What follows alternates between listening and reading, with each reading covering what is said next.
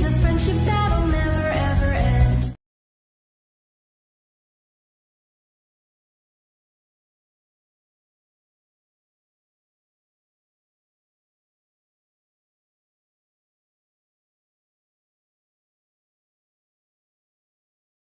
Greetings and welcome, winners. How you doing? Sorry, I had all kinds of things going on in my head when that thing started. This evening, but welcome. Hope everybody is living well, man. Let's say hello to all those VIPs in the front row. Grimsbar, how you doing? Yeah, I know I double timed your song. Sorry about that. MLS, how you doing? Yeah, the baker is awake and well, and he is here. Oh, there's Broken Bacon. Broken Baker, he's there morning, all he says. Feral Housewife, welcome. Talking Trash and Truths, she's here as well. Rabbit, how you doing, Rabbit? So happy to see you here. You know, whenever Rabbit shows up, we got to do her intro. Here it is. Hop, little bunnies, hop. What does the fox say? All right. Welcome, Rabbit. How you doing?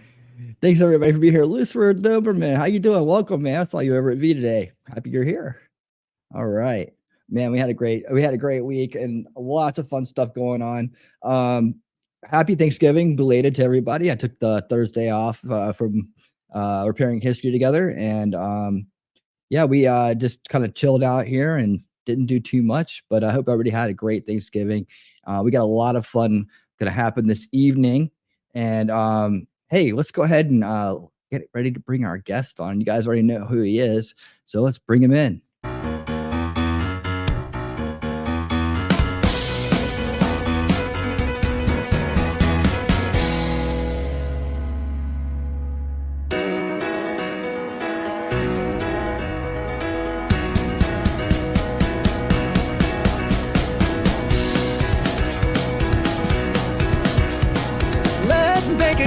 For me and you, let's bake a cake for me and you. There are so many different ingredients we can use.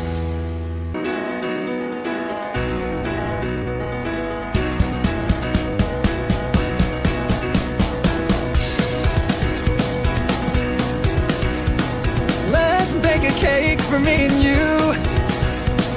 Let's bake a cake for me and you. There are so many different ingredients we can use.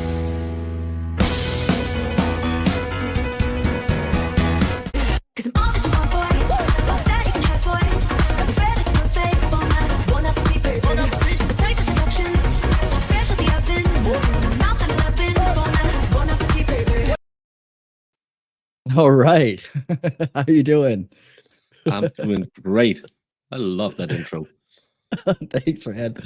I was hoping to get to crack a smile on that one. There it is. All right, cool. Yeah, it's and your intro, that's music I grew up with. Oh, right on. I danced to Kylie Minogue a lot of times. Not very good, but drunk dancing is best dancing. Oh, cool, man. Glad you like it. Well, welcome, Broken Baker. First time on the show. Man, hey, honored to have you here. I've heard a lot about you, seen you around. We've met a little bit, but I want to get to know you better tonight. This is what Winning Saturday Night is all about. Interviews and fun and just, having a good old time with a bunch of cool people. That's what we do here. So, hey, man, I know a lot of people out there already know you, but tell the crowd who you are and what you're about. Well, I'm just a guy who one day thought, I don't see the content I like on YouTube, and then I bought a $20 webcam, StreamYard subscription, and made a YouTube channel. Started talking about Danish politics because we had a national election. And then I kind of did that for like 4 or 5 months. And then I was always in this annoying guy's chat when he covered trials, and kept talking to him and talking about I'm what's called a layman in Denmark. That's our jury system. And then he said, hey, can you speak English? Do you want to come on? And I said, well, me no speak English, but I can come on. And that's when I met Dave. And I found out I probably can speak English sometimes. And then I started doing little trial coverage with my main girl Jamie, who's in the chat, and then since then the sky's the limit. So I mostly do trial coverage, and like you, I have a fun Saturday show the days when I can do it every Saturday morning. I kind of like this way, just put your feet up and have fun for a couple of hours. No really.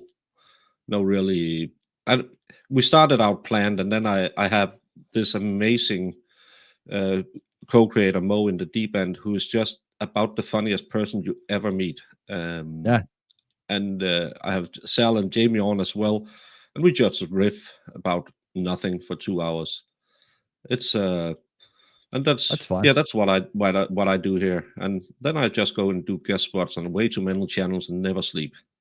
That's the way it is. Never stream, it never stops. Yeah. Saying hello to some of our other guests are popping in. Danielle, I saw you. Hello, how you doing? Lex, my man, what's going on? Carly, how you doing? We got Iris is here. Jamie, yeah, hell yeah, I saw that one. All right. What's this walking in here? Okay, did I miss anybody? I usually like to say hello when everybody arrives. All right, cool. Well, that's interesting, man. Yeah, I went and checked out a lot of your content. I saw how you got started. I didn't understand much of it because I don't speak Danish, but it was very cool. And the evolution of the channel. It seems like you've been going at it about a year now. Is that right? I had a year the 7th of September. That's our Veterans Day in Denmark, and that's my channel's birthday. I think I because we lay a wreath at a memorial in a graveyard we have in town, and my dad used to be the head of that graveyard, and ordered that statue. And it was the first year after his passing we were having the ceremony. I just couldn't go there, so I went on YouTube and started talking about politics instead. So that's cool. why I know it was on the Veterans Day, because it's just weird going out there when he wasn't there. Awesome. Yeah, we've been going about the same amount of time. I'm a little bit. I'm like at a year and a half, I think. Melissa Jane, how's it going? Welcome. Thank you. And congratulations again on your monetization this week. Iris Latanya.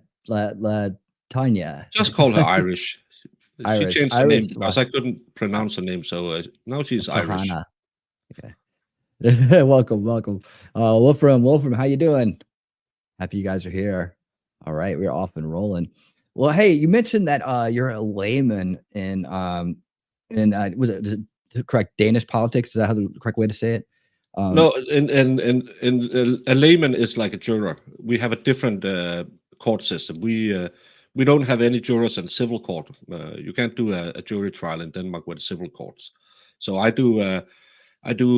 You'll probably call them like petty crimes and stuff like that.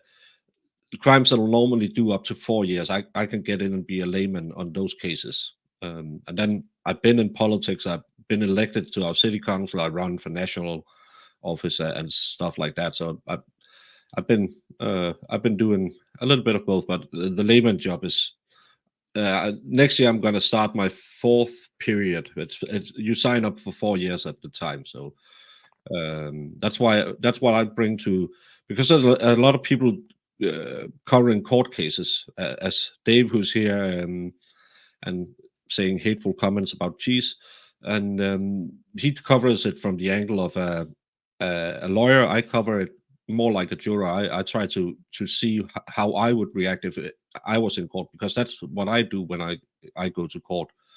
So but we call them laymen or help judges, if you translate it the correct way. So it's just a very different way we do it, because people say we're kind of professional, but we're not. We're just normal people. We don't have an education, but you sign up for 4 years at a time. And because the reason I'm the broken baker is because I have 2 herniated discs, so I'm on disability. So I have the time to go and do more cases than other people. So sometimes I do a lot of cases in a year. Huh, that's interesting. Well, MLS says, member for 3 months. Thank you for being part of the winner circle for 3 months, sir. Appreciate it. We just had him on last Winning Saturday night, or was it the one before? Very recently. And he says a little cheese helps the cake go down. That's awesome. So yeah, that's interesting. And welcome, Salvador. How you doing, man? Fourth period. I just joined your fourth period. Yeah, he's on his fourth. Yeah, men Oh can have man, periods. It's 2023. Don't be a yeah, bigot. 2023. Yeah. So you have the same jury over and over again, or you can here in America.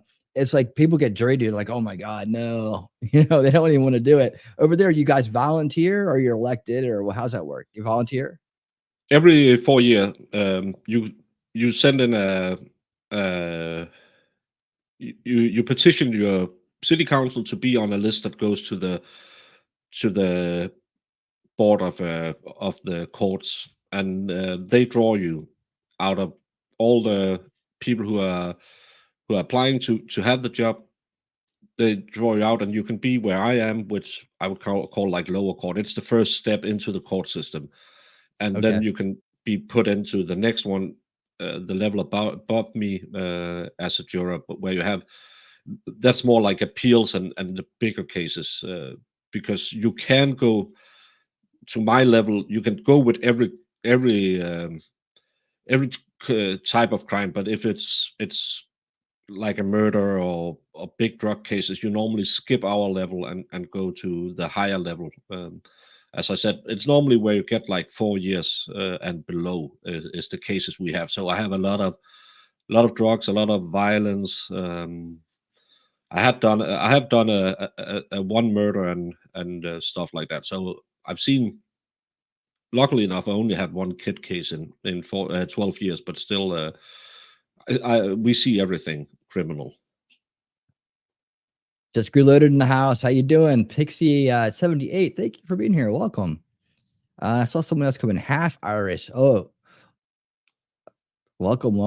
I've seen you guys around, man. I'm so happy you guys are here tonight. So happy you guys are here. Stray, welcome. So, what you've seen? I see you covering American trials now, right? You're Yeah. covering some American stuff. And so, what is the difference, like for people who don't know and don't see other courts outside of what we see here on LawTube and in the U.S.? What's the difference? Like, I've really been curious. I've been waiting to ask you about this. Like, what is the difference between your courts and our courts? I would say ours are way more streamlined. There's no, it's not. I see a lot of the lawyers are wasting so much time. We don't have opening statements that go on for 90 minutes.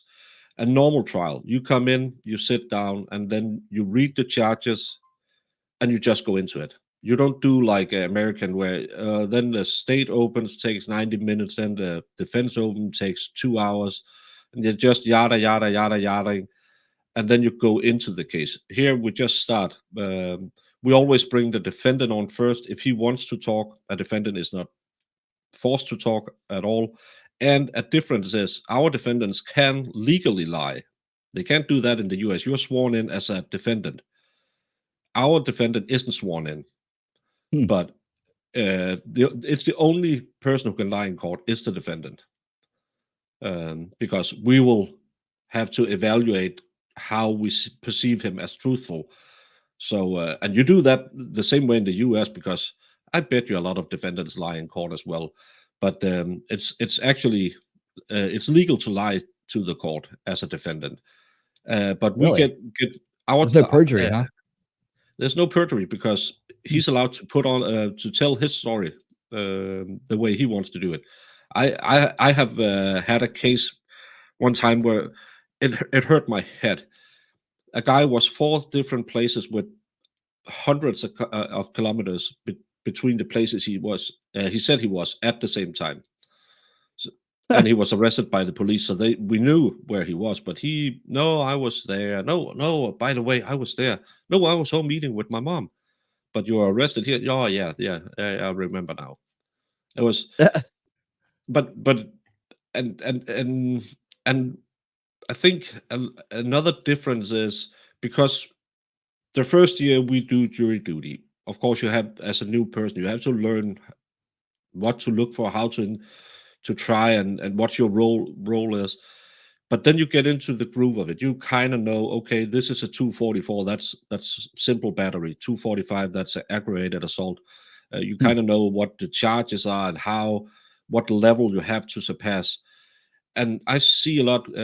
I covered a case with a lesbian. It was a famous case. It was the first lesbian who killed her wife because they had just gotten married. And it was so clear. I did 35 hours of verdict watch, waiting for them to come back with a sentence or with a conviction. And it was so clear that they just landed on something to compromise, because some people probably thought she had done murder 1 or 2, and other people that she was innocent. So that landed somewhere in between. And that's another thing. You have to have all 12 people be unanimous. We can disagree. We can just say, well, we have a split decision, because we are 3 people. We are the judge and we are 2 jurors. So if we can rule down the judge and say, nope, we don't agree, we don't find him guilty, or we find him guilty or her, and then it's our verdict that stands. The judge can't overrule us. It will most likely be appealed, but still, we have that freedom. We are part of it. We participate in sentencing. Most courts in the U.S. don't do that. That's the judge's prerogative, but we do that as well. But I kind of like what I'm hearing. Yeah, I like what I'm hearing. Yeah, because I don't like the compromise that I see in a lot of cases. But it's because you have 12 people who don't want to be there. We have 2 people who want to be there. And Yeah, I like it. What's the saying? The 12 people in the jury box are those who are too stupid to get out of it. Do you want to be in front of 12 people as an innocent person and have to describe it? No, it wasn't me. Because they just want to get home to their family, and they're paid like $5 to be there. Well, the other problem we have here these days is social pressure. So it's like one of those cases, right? And we've seen a lot of those where there's a lot of social pressure on them. There could even be like, death threats or something like that that go on too. So yeah, it's messy here. I was talking to MLS about the current state of our justice system when he was on, and we had a problem. We got something we really need to clean up. And hey, hearing about how your system works, so it sounds like a good model to kind of look at, because we really do need to kind of reform things so that we don't have so much so much injustice in the justice system. Really, it's a scary thing all the way around in this country. So and it's a very expensive thing too. Real quick, we got 5 gifted memberships from Talking Trash and Truths. Thank you so much for that, Shelly. We appreciate it. Iris, Sea Sounder, Danielle, well, not Danielle, Young Minx, Haley Wolf, and Excited Utterance. Hey, y'all, welcome to the Winner's Circle. How you doing? I hope you will choose to stay and hang out with us. And just for you, we have this. It's cold up there in Vietnam. It has to choose. I can't imagine a more beautiful thing. It's cold.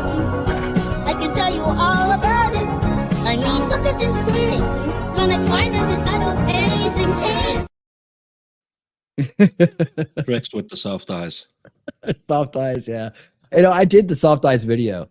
I should republish it over on Winning Story Reality. That's my other channel. And by the way, guys, Winning Story Reality is my green-eyed alter ego, and he puts out all the intros and all the other stuff that I do that is too copyrighted for Winning Reality, but too good not to be out there. So I forgot what his logo is over there, but yeah, you can check out that channel. That's growing actually. A lot of those are taken off. Sometimes they get more. Well, a lot of times we're getting more views than this channel. But that's where I'm gonna start publishing all the intros that I do after the show. So it'll be out this week. The Broken Baker intro, in case you missed it, will be over there soon, and you can catch up with MSL Law. The intro for him, as well as Steve Gosney, Valhalla Waits, a whole slew of others.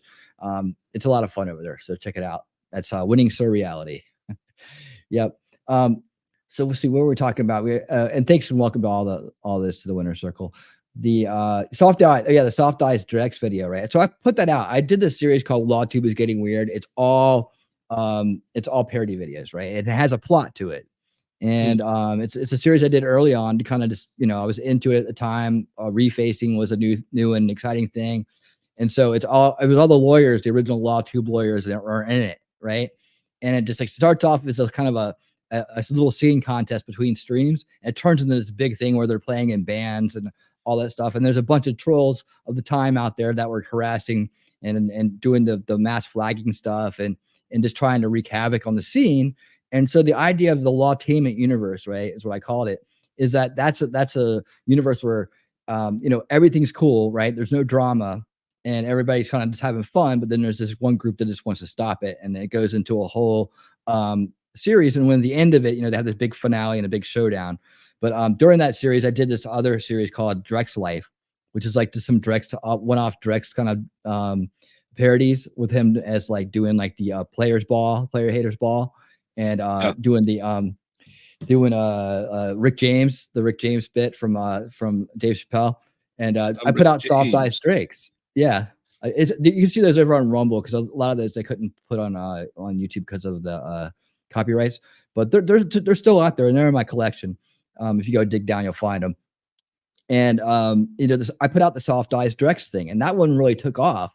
But then I heard Drex say it. He goes, I heard him get a hold of it, right? And then he said at the time, he was like, "Oh, come on, man, Nick, you and Farron have to be behind this." And they didn't even mention the channel. I was like, dude, I totally put this out.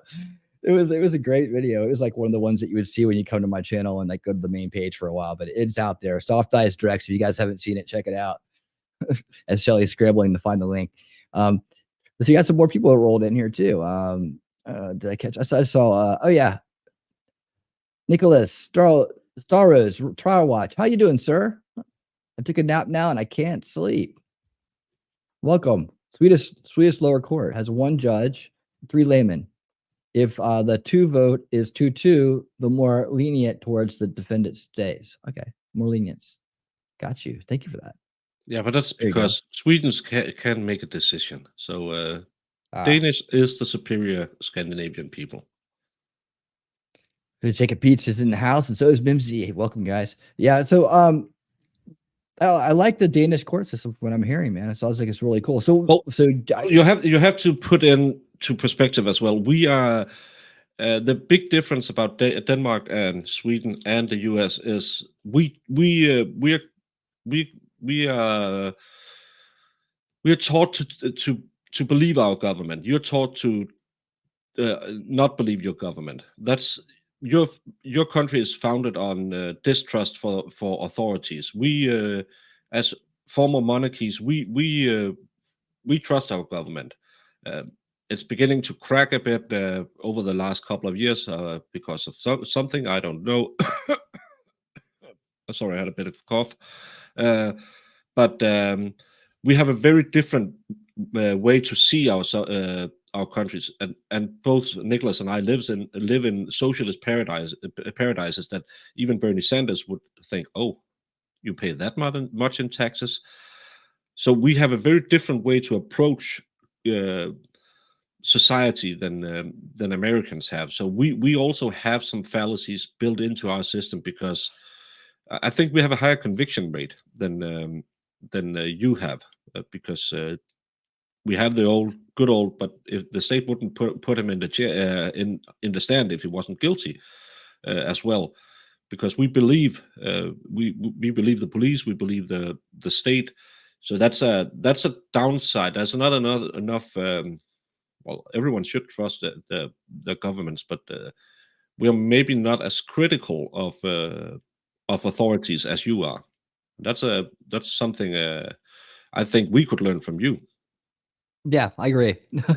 And as far as that goes, I agree. Yeah, you got to keep an eye on government. It's power, right? It's like wherever there's power, there can be corruption. So you have to always have a distrust of government, and that's how we were raised. Now, unfortunately, in this modern age, there's only about half of us that distrust the government. The other half just go right along with everything they see and believe. I mean, they see and hear. That comes off the government media course. So we have that issue. Yeah, but you guys are involved in a lot more over there. You guys are part of the EU. There's all that stuff going on, and then you got the WEF home turf right over there too. There's a lot of globalism happening out of the EU and out of this kind of that kind of area, and that's a lot of it too. There's a lot to unpack there, but My focus has been really on the American perspective and what's going on in this society, and kind of dissecting that, getting into the world we're born into, this world of information abuse, if you will, the establishment narrative we're born into. We talk about it on my show, Unveiling Reality. It's on Wednesdays at 8 p.m. Eastern, and I dive into like how this type of loose freedom yet mind control kind of ish world we're born into, and how it kind of affects us as we grow older, and how some people break out of that, yet there's another whole veil of disinformation waiting for us on the other side of that, and how everything has elements of truth that's sprinkled into it. And we always kind of swim around in this giant fishbowl of this manufactured division that's happening in between us, and it's all come around to equaling the elites, the elites of the world, keeping them and maintaining their power and their lifestyle and their control over everything. And how it's just that information warfare that's going on that kind of keeps us at odds. And it's just different people take it different ways. Real quick, we got a $10 super chat from T-Rex Trucking. Happy belated Thanksgiving. Even though I don't pay property tax, I still got to hang out with my folks' house for Thanksgiving. They do pay property tax. And oh yeah, it's T-Rex, so he gets this. Baby steps? It means setting small, reasonable goals for yourself, one day at a time. One tiny step at a time. Baby steps. For instance, when you leave this office, don't think about everything you have to do in order to get out of the building. Just think of what you must do to get out of this room. And when you get to the hall, deal with that hall, and so forth. You see? Baby steps. Baby steps. Oh, boy. Baby steps. Baby steps. Baby steps through the office. Baby steps out the door. It works. It works. I played the long one. I'm sorry, T-Rex. Oh well, baby steps. That's all it takes. Yeah, that's how everyone should approach life, because everyone wants to make the big change, but no big change without baby steps. And that's Yep. when you're talking about changing the perspective and breaking out of stuff. You can't eat an elephant in one sitting. You have to cut it out and do it in small bits. And that's, I think, one of the things I find with stuff like YouTube and that, we're kind of breaking out of the opinion monopoly the MSM media have for the last 40 years, because people just believe what Al Roker or someone on CNN or Fox said. That was the truth. Today, people go around and say, well, I feel this couldn't, I'll try to Google it. And of course, sometimes you fall down a rabbit hole, and other times you meet some weird people. But I think YouTube is a democratization and a liberation of news and facts in some way. You can go and search stuff you would never be able to search on TV, because they wouldn't cover it, because it's not Right. the things they want to talk about.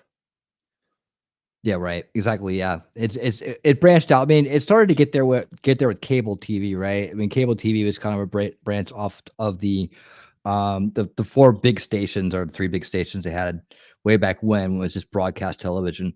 And so cable TV kind of like set things in motion, but even that became very controlled and very contrived. And then you broke in. I mean, there was always public access, but no one even knew where to find that half the time. You have to be. That's more like the cult underground following kind of scene. And then with the internet, yeah, things really just broke loose. And now they're trying to reel it back in and trying to control things. But that's where we have to. I think enough people are like the freedom on the internet that hopefully that we can push back on that enough that it doesn't ever come to something big. I think V Radio was talking about the day we used to worry about the internet getting cut off. Right. Yeah. That used to be a big worry 10 years ago. We were worried, oh no, like the internet kill switch, right? They'll just cut it off one day. And that's a scary thought, actually, when you think about it, because they could do that and very easily control at this point, control the narrative from state to state. I mean, you can literally have information cut off to a point where you could have a whole state believing one thing versus another. You know, we didn't have the kind of reach that the internet gives us and the kind of freedom. So that's why we got to always hang on to it and always be out there and vigilant about the information, but at the same time, educating ourselves about how to navigate this new world that we're in, especially before it accelerates even further. I see kind of where things are going a little bit. I'm starting to piece it together better these days.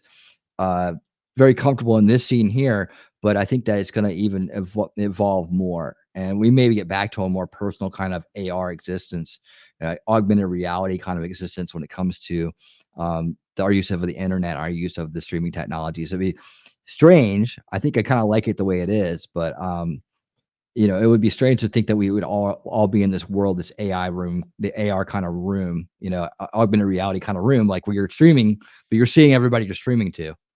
You know, instead of just seeing them in chat, they'd be like actually in the room with you. That would be kind of wild. I hope it doesn't go that way. I kind of like it the way it is. What do you think? That's kind of like the meta thing the Zuckerberg want to do, and I never got into any of these Second Life or whatever they were called back when they were big in. Yeah, I'm old.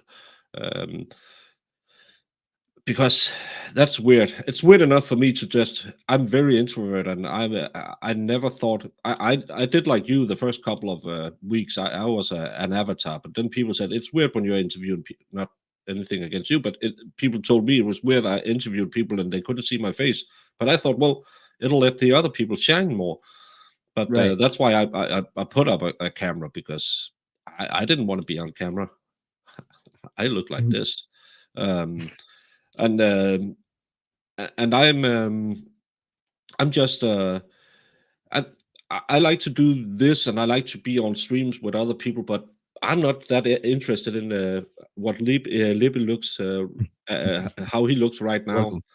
Um, it's I think it's weird that they want to do stuff like that, because why can't I be what I am now, pantless in my chair? I don't need a augmented reality so I can feel like I'm in the room with the expert. I can just go to Right. Tennessee if I want to hang out with him. It's but it's again, it's if we get into that part of it, then you will have to do, like someone said, you have to have your fingerprints and you have your retinal scans, so we can confirm it's you. And think about all the e-thoughts. Th- Oh They could no. wear all the makeup, and then we'll see all the threes out there. That will ruin their business.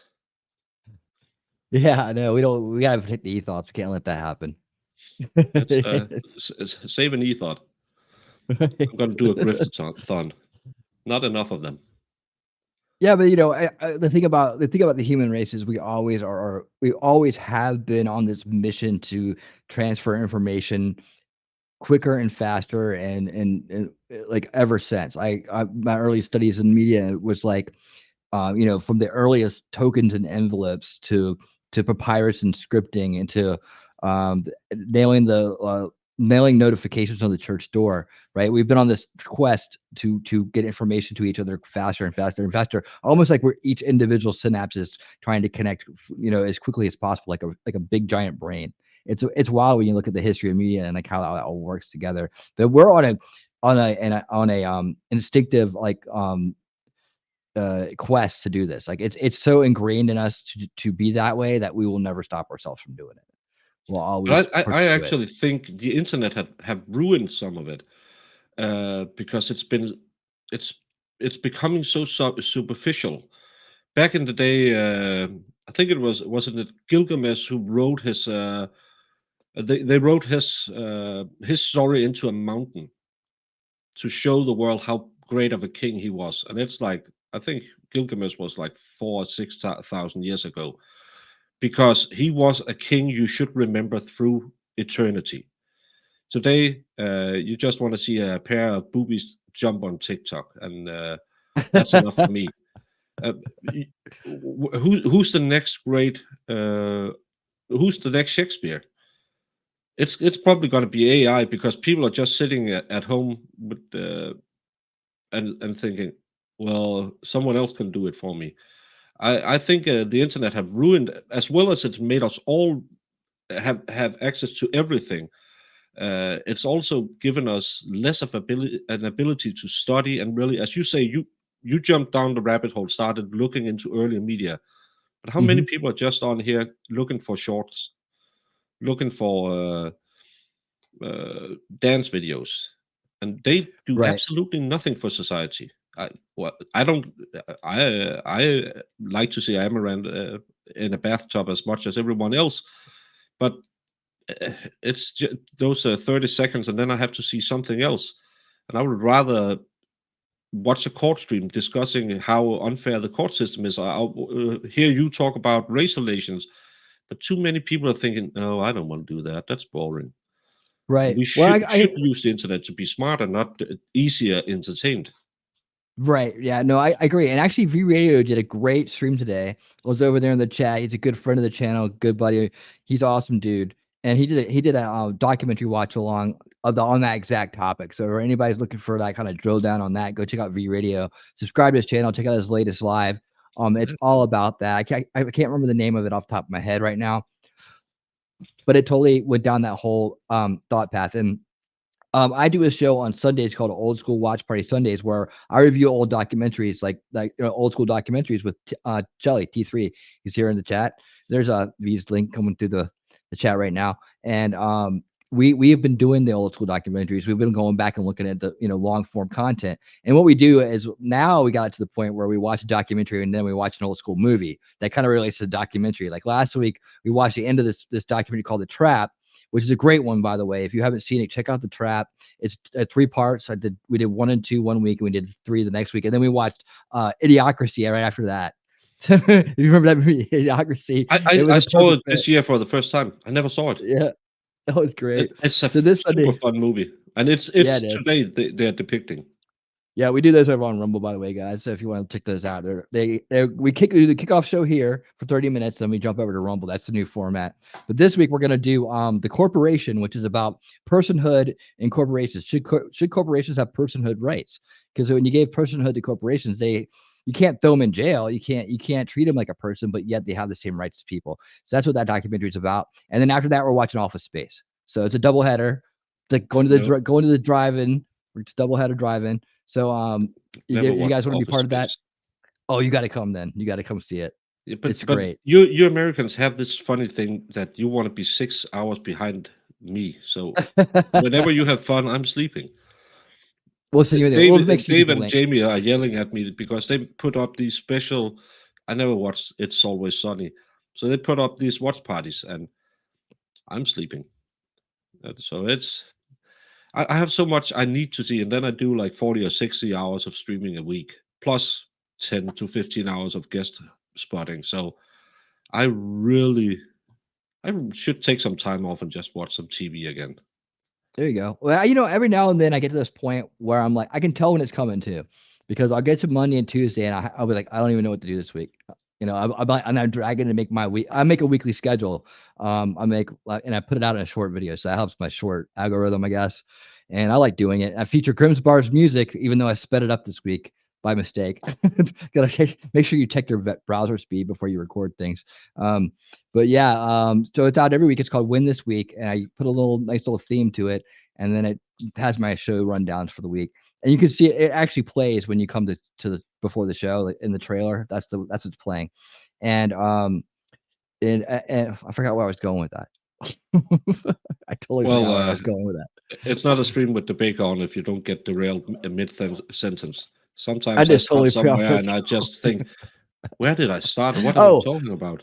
I remember now. It's when I don't. It's when I'm like I'm struggling to get that done. I'm like, you know what? This might be a week off. Because I'm like, and I almost intentionally slack on doing it, so I have to take a week off. And then I'm like, yeah, I'm taking a week off. So it's usually like every 3 or 4 weeks I just take a week off. And it kind of keeps it fresh.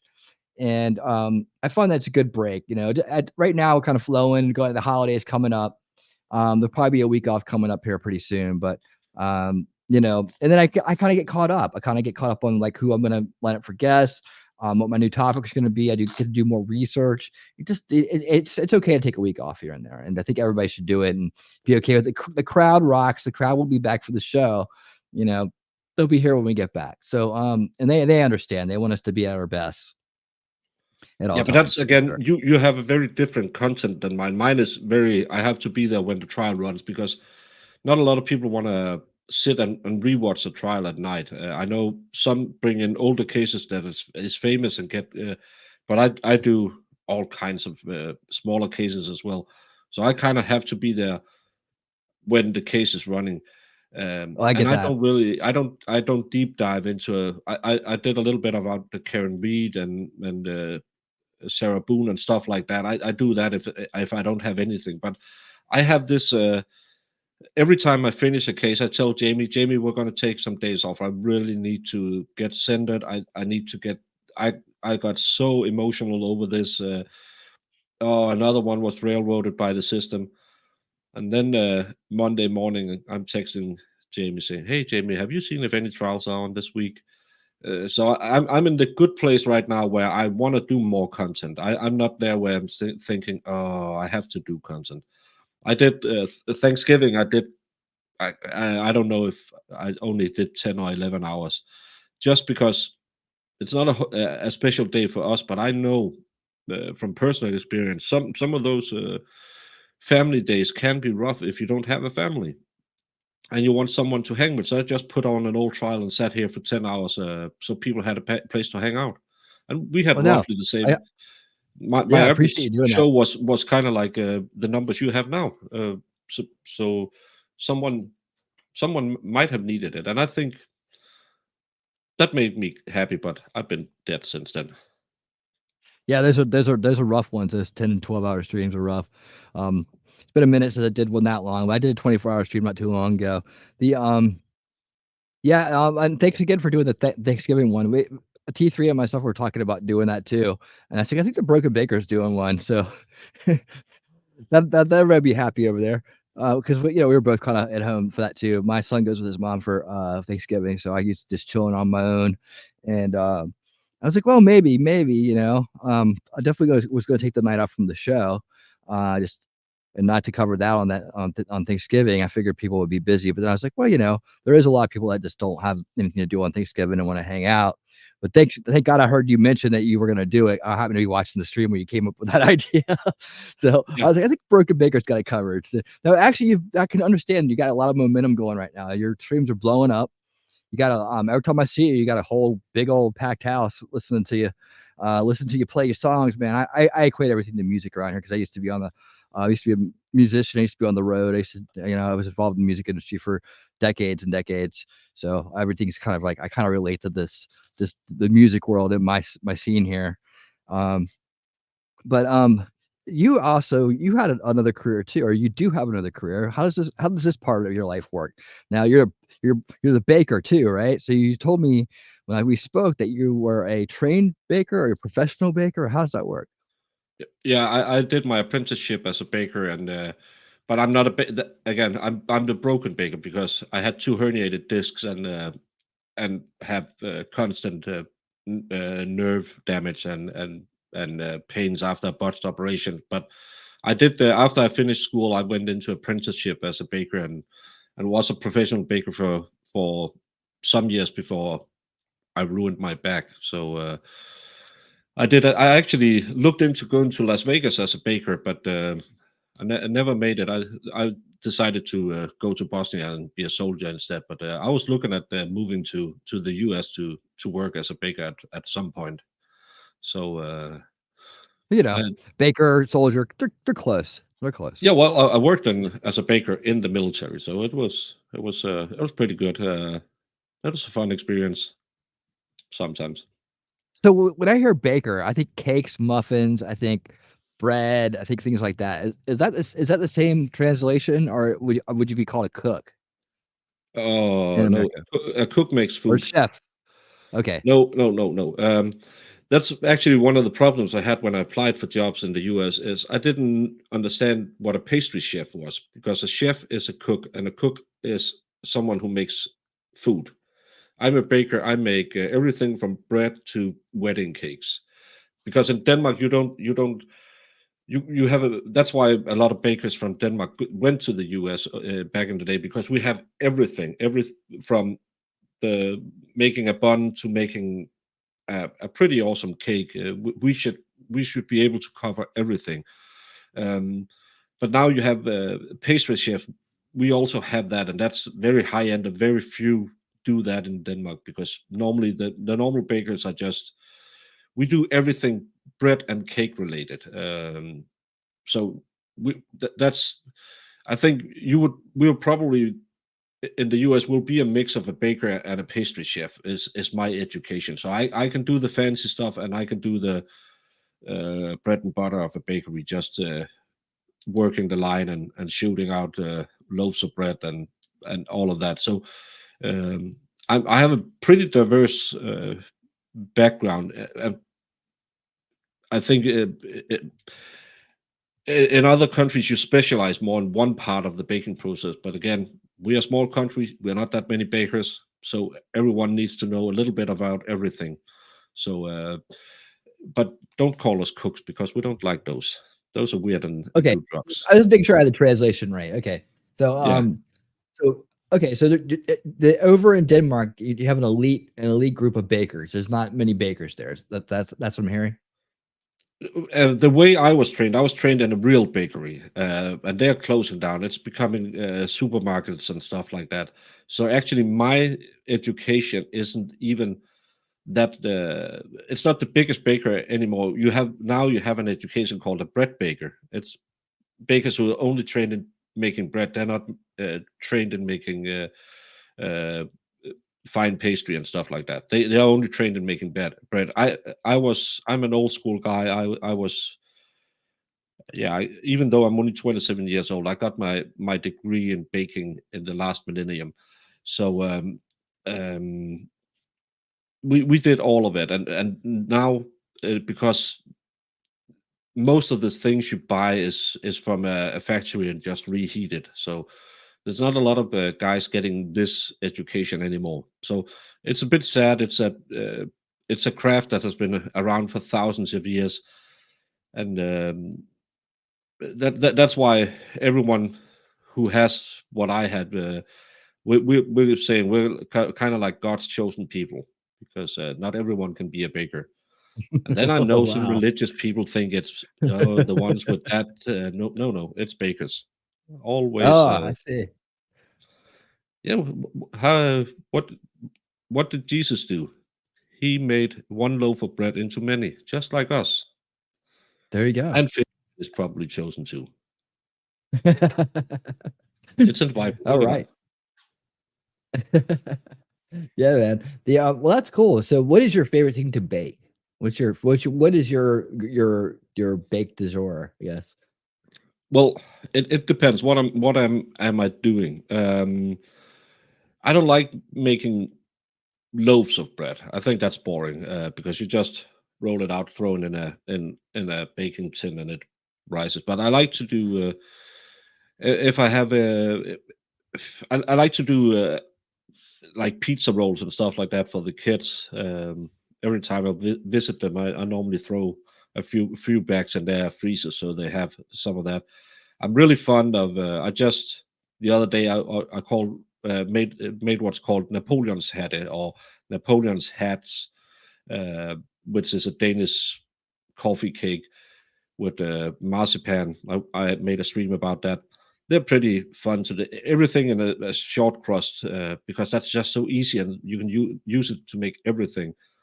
So a lot of short crust things, and sometimes I like to get fancy with a little bit of whipped cream. And ladies, you heard it here. Oh, And slow down. and it's now when the New Year coming up, I have to make a lot of. We have special cake we eat at midnight, and because I have to feed all my family and my friends with that, I just went to Germany and got like 3 kilos of marzipan. So I have to make that into cake. It's going to take me a couple of days to do that, but I like it. Yeah, marzipan is a big thing in my bakery. No, Napoleon wasn't the Markian legendary racing, but we always chose the wrong side in war, so we backed him. That cost us Norway. Yeah, I actually did. I check out that stream as well. The one where you're making the Napoleon's hats. That was pretty cool. Yeah, but again, it's easy, it's fun, and I really try to. My kids hate to bake with me because when I bake at home, I go into work mode, and then you get paid for it, so you have to move. I still have that mindset where, so my kids always said, just make the dough and we do it, and um, then you can come back when we have to bake it. But I found I'm a little better educator online than I am in real life. I yell way less. I would imagine. Like when I was like looking for stuff for the stream, I end up I looked for like Gordon Ramsay stuff originally. I was like, I wonder if it's like something like that. I didn't know you well enough yet though, but I was like, I wonder if he if it's kind of like that. I found one thing where he was doing baking. It was something about cupcake challenge or something. But then I ended I'm up getting this actually rabbit quite hole. the opposite because I had Yeah. you would probably call it like a sous chef in the bakery where I was an apprentice, and he was like him. If you didn't move fast enough when he came, we have big carts with the plates in that we put into the oven. It's metal in an oven. They got a little bit hot. So if you didn't move fast enough, he just gave you what we call a apprentice tattoo. Just put them up on your arm and stuff like that. So you better move. Um, Oh, from the he pan. beat. No, the wagon with there was like you could have like 12 sheets with pens and stuff like that, but just one of those pushed up against your arm, it hurts a bit. You move faster, and he beat another apprentice, and he was just always really nasty. So I hate when people are yelling in bakery. I don't like loud things. Yeah. I don't. My kids were always told to be seen, not heard. I don't like when people are yelling at work and stuff like that. So I'm very anti Gordon Ramsay. I try. I'll give you 2 or 3 tries before I tell you that you're too stupid to work with me. But I don't yell at people. I don't like it, I don't think it's productive to act the way I know he does it for camera, but I don't think it's. I'd rather go over, show you one more time, and hopefully you can learn and be happy. Because I ended my apprenticeship with a left eye. I had a stress induced tick, so it constantly going like this. I had severe eczema under my eyes because I was just so stressed when I finished my apprenticeship. Uh, I had a beginning ulcer and stuff like that. He really ruined my way into the bakery. So I promised myself I will never treat another human being like he treated me for 3 years. I So hear you. I hear that. I'm like, I'm glad my instincts kicked in. I didn't do the Gordon Ramsay thing. yeah, That wouldn't have gone over well. Oh, good old instincts, man. It's still working for me. Freedom Ring, how you doing? Welcome. All right. So yeah, you said you have kids, man. I'm a father as well. Isn't fatherhood great? I love it. yeah, it's the best thing that ever happened to me, Me as well. and and even though I could understand and you're not with the mom anymore, and we left each other when my youngest was 3 months old and my oldest was 2 years.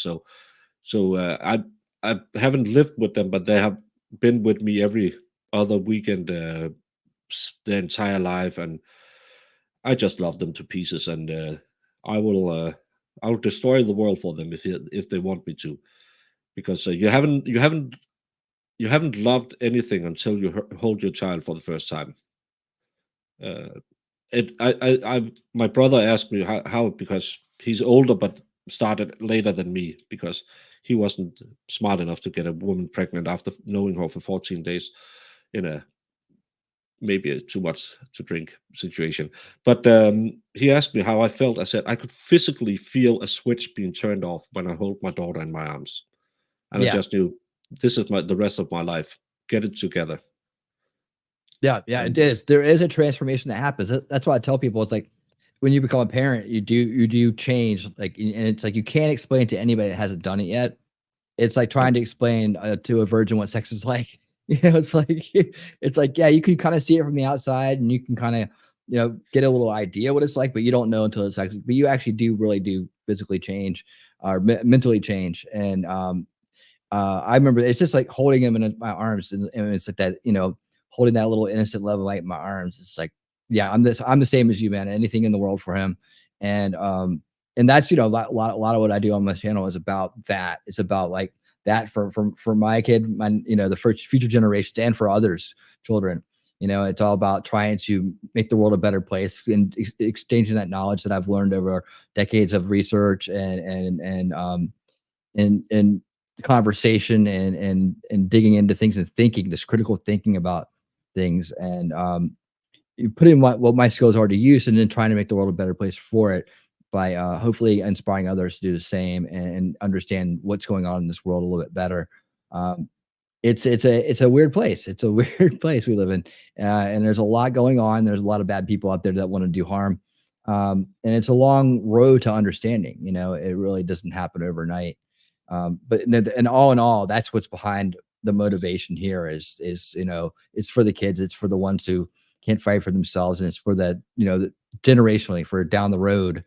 I realize things don't happen overnight, but down the road, hopefully, to make a difference in the world, so that he has a better place to live, so that his kids have a better place to live in, that relationships improve, that people treat each other better, and just to have those skills to move on in life through it with the.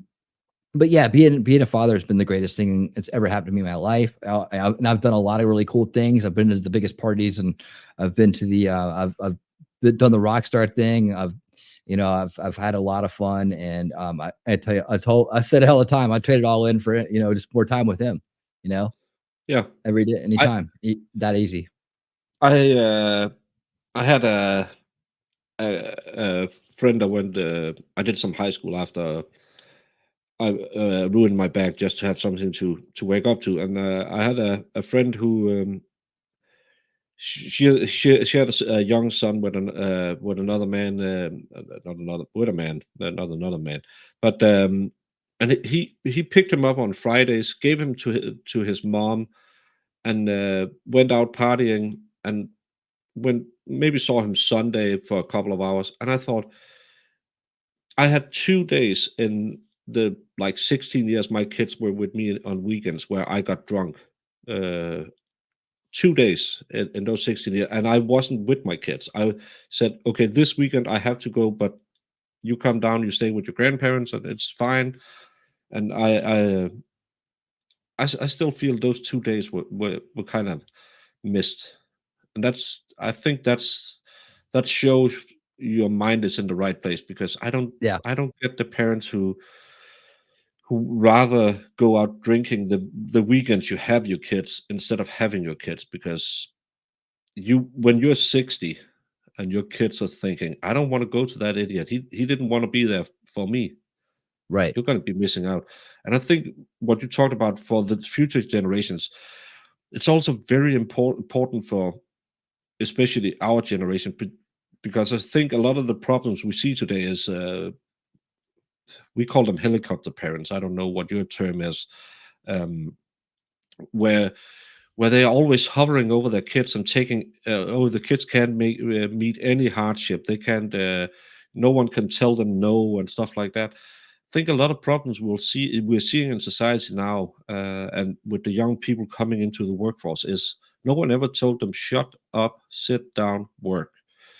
I did that with my kids early on. Said no one owes you anything, but if you Yep. work for it, you will get it. And I can see it in both of them. My oldest is going 200 miles an hour. My youngest, she's not really sure where she's going, but she know you have to grind, you have to work, you have to. I think it's really important to instill that in your kids as an adult, because I saw some people in chat who said, "Well, I never got the opportunity to be a parent," and it's. But if you're a good aunt or you're a good Yep. friend, you can do the same thing. You can be a positive influence in a child's life, not by protecting them from the world, but teaching them how to be in the world. And I think there was a whole 10 years where kids just were friends with their parents, and you shouldn't be that. You should have a good relationship, but you should be the one who says, not today, buddy, and Yep. instill that moral and work rate in the kids, and the search for knowledge, the open a book, learn something new, try to play a guitar, try to play football, do something instead of just I'm gonna watch TikTok. Yeah. And I think we really have to, as parents, be the moral compass and go back to what parenting really is. It's not easy. It's not fun. You have to be the boundary setter for kids, and you will get into some shouting matches with a teenager, but it's for, as you know, whatever your mom and dad told you when you were saying, "Oh, they don't understand how I'm different." When you start looking at your kids thinking, "Well, those old fools were right. I should probably listen a little bit more to them." But you need to go through the rebellious phase and say, "They're just stupid." But you have to have those days where you sit them down and say, "Listen, son. Listen, daughter. This is how the world is." Absolutely. No, Expert, from the stop. start. Expert, can we ban Expert? He keeps with his cheesecake. I had a very, very unfortunate cheese Danish accident in '95 in Chicago, and I still have PTSD. Oh no. Oh We don't no. we don't put cheese in pastry in Denmark. So I was very surprised when I bit into a Danish where I thought it's with vanilla cream, and it was cheese. Oh no. It's like, yeah, I actually like cheese Danish. Wow. Yeah. But yeah, but what you're saying about kids, man, that's dead on. And that's how I've done it too with my son. Having the knowledge that I have about the world, knowing the harm that was out there. I've taken a lot of steps that were, at the time, he's 13 now, but at the time was, for the people I was around, was a little bit shocking. They couldn't quite believe that, I said, well, you can do what you want to with yours, but I'm gonna one, every moment, get every moment you can, make Yeah. every moment count.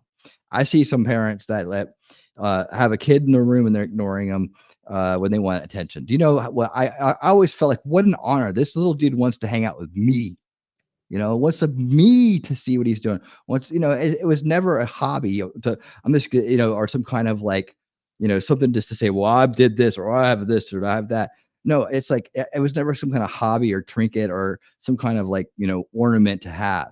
Like I got into it for real, to do it for real. And so if I was going to commit myself to another person's life like that, it had to be full on, like full on passion, full on heart to do it. And I wasn't about to like do that half ass in any way, shape, or form just to get through it, just to say I did it, just have some kind of status that it doesn't mean shit, right? If you're not doing it right, then it doesn't mean shit. It isn't. But to not to be the helicopter parent in this life, but to be the aware parent that knows when to protect and defend, right? Because it's the world will try to suck your kids in. It's all out there in the internet. It's out there in the schools and the education. There's a whole system designed to get to your kid and pull them away from you. At least here Yeah. in America, it is. So I imagine where you are, it's the same thing. Because wherever you go, there's always people that are after the innocence, that want to groom that younger generation into their future their future tools, I guess, or useful idiots or whatever, whether it's be the drugs, now we have this whole thing with gender confusion. We have it's been one thing after some kind of corruption. They always want to corrupt the youngest generation because when you do that, you can control the culture in the future. It's like, you corrupt the young, control the future, right? You control the culture, and that we have to fight that. That's one of the reasons why we talk about the things we do out here in the scene. And the way that I kind of put it is like I call it subvert, right? So let me just pull this up real quick because I'm trying to copy that. Let me see here. This is the board, and it's the retrospective board. And we can both look at it. There we go. So yeah, this is what I'm talking about here. It's like we're born into this world, innocent, love, and light. We're first in this establishment narrative, and like the idea here is it's always generational. Always go after the youngest generation. So subvert the young, change the culture. So you see how it goes these days. Like it started out with like political correctness and things like that. And now it's into wokeness and so on. And they want to keep you locked in here with their establishment media and their type of government, their left, right, fossil right paradigms, and then they got the educations and the public school systems. You got this Marxist authoritarian undertone that's an ideological subversion that's going on that demoralizes. This whole demoralizing kind of world that people are born into is meant to create the cycle of abuse, like through information-based mind control, trauma-based mind control that happens, and it doesn't have to be some kind of like of overt thing. It happens within these different mechanisms here. And that actually creates this perpetual corruption generationally that keeps those powers that be in control. And so that's the cycle of control is generational corruption equals control of reality, right? Abused young break the future.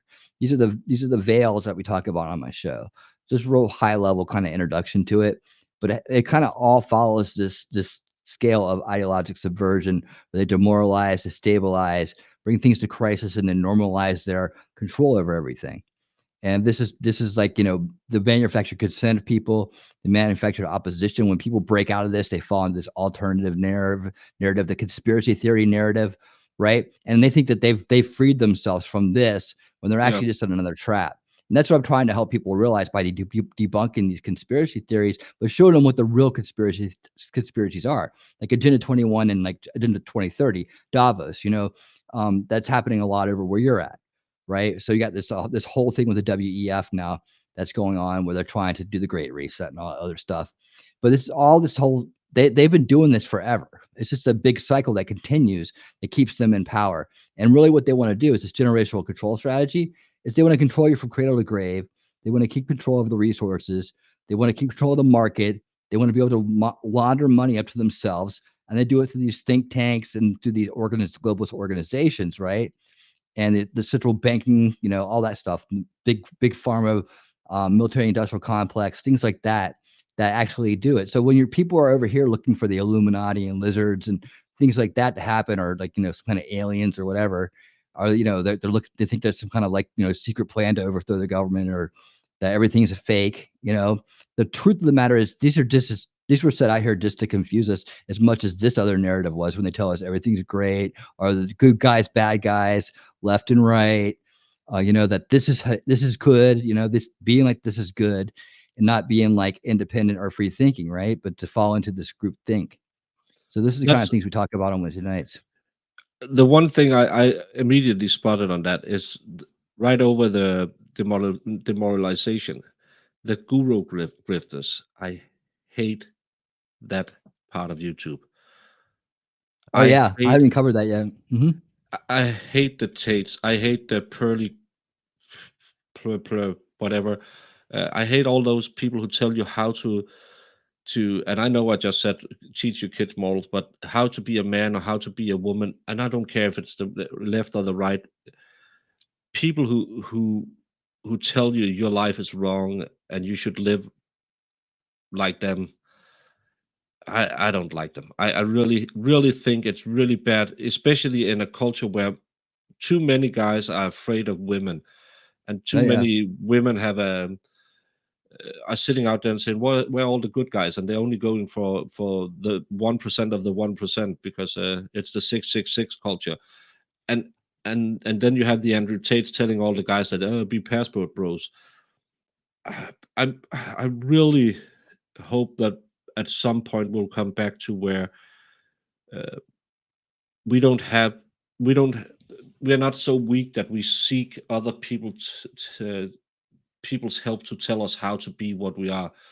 And I know it's hard because again the internet had given you possibilities to search anything, and I know you can, as a 14-year-old, you can feel, oh, I'm weird, maybe I'm a helicopter, or maybe I'm a unicorn, I don't know, I'll better identify as something else. And then you go and look up Lauren Sutton and think, oh, she has all the right answers. Or you go and look up, I don't know who's a left-wing person who tell you about how to think. I just hate that guru grifting because they just want to turn you into another product they can milk for money. And Oh, yeah. and in 5 years they'll just switch positions and say, well, no real man goes to the gym. A real man is soft. And then 5 years later, oh, better hit the gym because you need that testosterone. I hate the grifting. I really like. That's why I love YouTube. I love meeting all these different people because we can disagree on a lot of things, but we can grow together by exchanging ideas. Too many people just jump into an echo chamber and have someone tell you this is life. This is how you should think. You're not happy if you don't own this iPad. You're not happy if you don't bang 20 guys. You're not happy if you haven't touched a boob today. No, go back to what's really important for people, and you have Maslow's pyramid of needs, and it's really simple. You need to be grounded, and you need to know yourself before you can love others. And these gurus will just break you for all the money you have because it's kind of like the YouTube get rich scheme. How to grow big on YouTube? Yep. Just pay me $50 and I tell you, the only people who's getting rich of those get rich schemes are the people who do it. It's a pyramid scheme. Just pay in and I'll tell you how to succeed. Nope. And Andrew Tate and guys and girls like that, it's just the same. It's just stealing your money because you're insecure, and every person is insecure, especially people like us who is on camera. I can see that I went from a 4-head to a 5-head. I didn't notice that before I went online. And of every person is a little vain, but going to people like that to get, especially because what they're really doing is breaking you down and say you're not good enough. But everyone has qualities in their life, and this internet, I hate Instagram because I'm a father of 2 young girls. The fakeness that you must be this high, this thin, have those pair of tits. I hate the way we're treating people today. I liked it when I'm 27 years old. When I went to school in the 90s, I skinny dipped with most of the girls I went to school with. And yeah, at some point it was really interesting to see the parts they evolved that I didn't evolve. But still, we learned to talk to girls, and today everyone is, oh, am I sexual assaulting someone by saying hi to her or nice shirt? And I feel sorry for the kids today. Yeah, I'm Yeah. going on rants. No, it's all good, man. It's all good. No, I feel the same way. And it's again, it's like a lot of it's social engineering, and they want to go after the youngest generation in a sense that they want to play on their insecurities, right?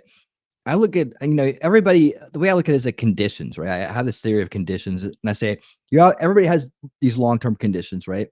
And they have these things they'll always be dealing with. They have these mid-range conditions, right? Something that'll come and go, and they have their immediate conditions, like, did you get enough sleep? Are you hungry? Did you have a bad interaction with somebody, or a good interaction with somebody, or did you get late or not, or whatever, whatever it is, it's going to affect how they are in the present, right?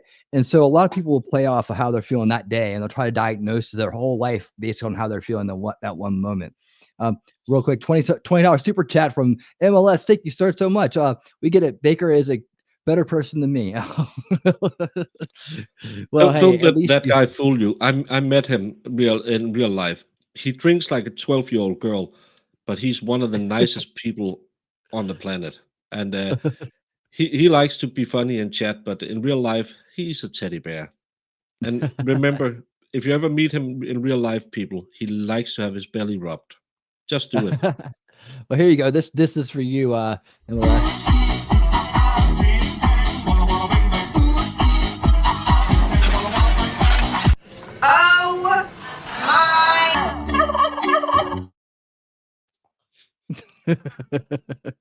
Thanks for the super chat, man. Appreciate it. Oh man. Man, no, I hear you. There's definitely this epidemic of narcissism going on in our society, and it really comes down to the fact that it's unaddressed. Like we don't realize what a serious problem it is, and it affects the youngest amongst us, right?